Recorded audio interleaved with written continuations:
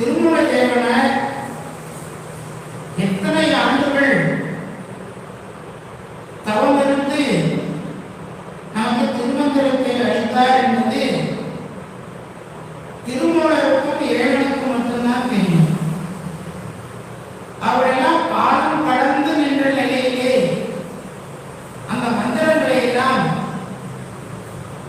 இறைவன் உபதேசிக்க திருமூல மக்கெல்லாம் எடுத்து சொல்லியிருக்கிறார்.